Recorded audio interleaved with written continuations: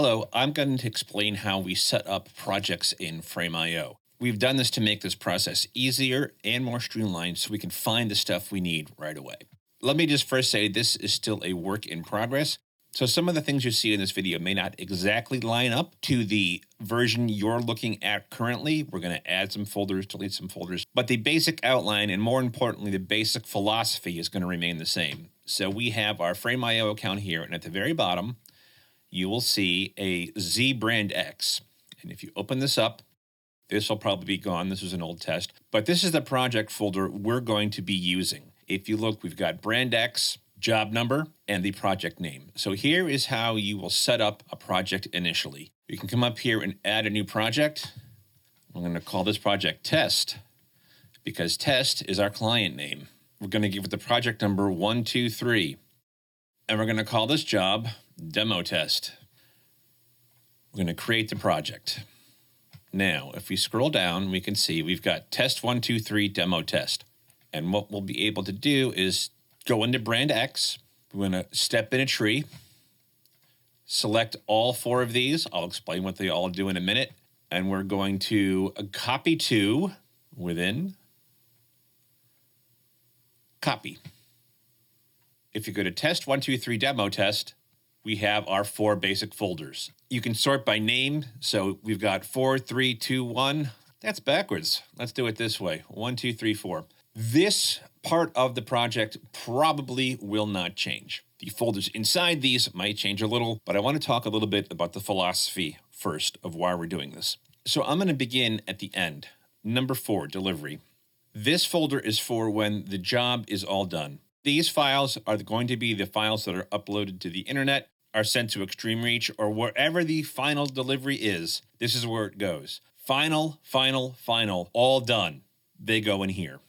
We've got a delivery folder here, and we're going to want to rename that to our project name, test underscore 123 underscore DEMO TEST. We have our delivery folder. You can drop in your GIFs, you can drop in your stills, you can drop in your videos. So let's click video, because that's what I do, and there's nothing in here. Let's go back to the top of the tree, and we'll sort by number, so delivery's at the bottom. That's where we end it. Number 3, external review. What I want to do here is talk a little bit about the philosophy of this. When I have to troubleshoot things, the first question I'm always going to ask is, what's the last thing the client saw? And I work backwards from there. So if something's not right, I'll have a point to start from. Anything the client sees will go into external review. Let's take a look in the folder. I've got a review number 1. Let's rename this to test 123 job number.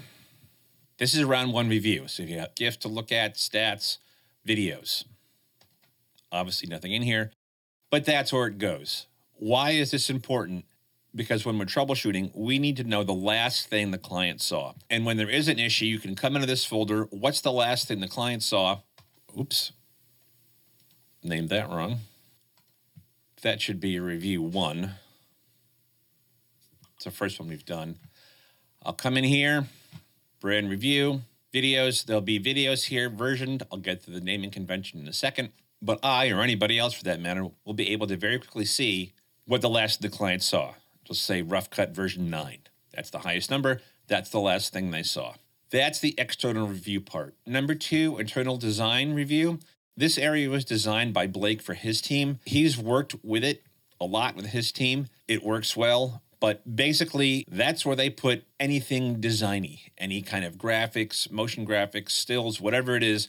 I will admit, I don't know much about it. It's Blake's territory. You can ask him. Now the part that's near and dear to my heart, post and editing. So let's open this one up. And wow, there's a lot of folders in there. Let's sort by name. I'm going to start with the most important part, rough cuts. When you're editing and when you're working with your editors, the rough cuts will go in this folder. This is a good time to talk about naming conventions. And here's how we're going to name our rough cuts and finals. First part, client code. Then you put the job number. Then you put the project name. Description is optional. It's very helpful if you're doing editing. Let's say, recut the end page. The platform is going to go on. If you're not sure, it's okay, but it's nice to have the size it is. So is it a 1x1, 4x5, 9x16, the aspect ratio? And the most important thing the version number. So if you put it all together, this is what it's going to look like. Just as a side note, never, ever, ever, ever, ever, ever, ever touch the name of raw files or proxy files. Keep it the exact same name it was in the camera. Okay, so I'm going to upload an offline. This is a Word document I uploaded. Pretend it's a video document. I didn't do video because it takes sometimes a while to upload from my house. But let's look at what we have here. We have the client, test, job number, 123, job name, test demo, a little note. Well, I recut the top of the spot. The client wasn't happy with it. It's a television commercial. It's 16 by 9. And the most important part, it's version 10. Now, version 1 through 9, we did an internal review. They went back and forth between the art director and the editor and the internal team. But version 10 is ready to go to the client. Here's what we're going to do. We are going to copy to. We're going to drill down to our test folder. We're going to the external review folder. And we have test 123 demo test review number 1. We're going to move it to here and into videos. Copy. So if we go back up to the top of the project, external review, review number 1, videos. This is the file the client's going to look at. This is the file everyone's going to comment on. Now, we'll get client notes. We'll put all the notes in frame, and we'll go back to editorial. All right, maybe we do 4 more rounds internally, and we're on version 14, and that's the one we showed the client. Upload it to Rough Cuts, copy it to external review. Why do we do it this way? Let's say the client has notes and they're saying, I don't understand. The last one I saw had a different shot at the top of the spot. Okay, well, what's the last thing the client saw? Version 10.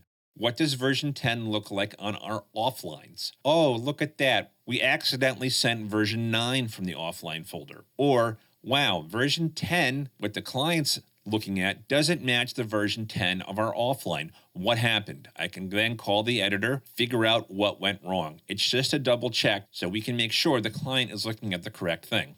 Let's go back to number 1, post and editing. So there's a lot of folders in here. Again, this is not locked in stone. It may change as we go along. It probably will change as it goes along. But again, I want to talk about the philosophy of this.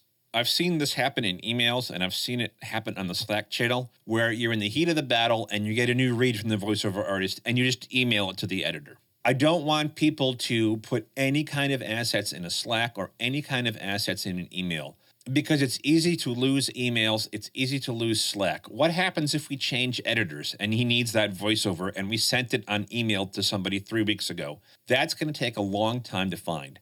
Any assets that you get, any voiceover, stills, graphics, anything at all, anything you have to add, please do not email it anymore, and please do not put it in Slack. Where's my media go?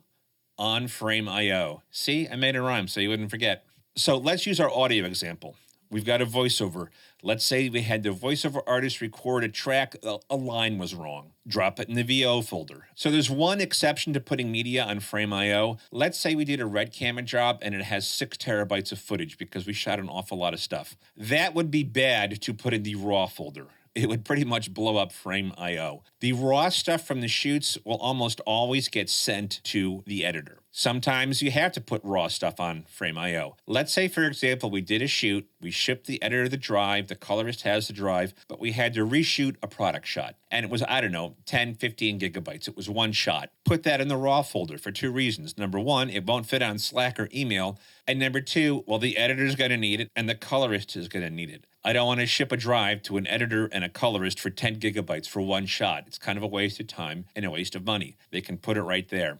I think I covered everything in here. Again, if something comes up that's you need for a certain project, feel free, add a folder in here. But I've pretty much got it covered.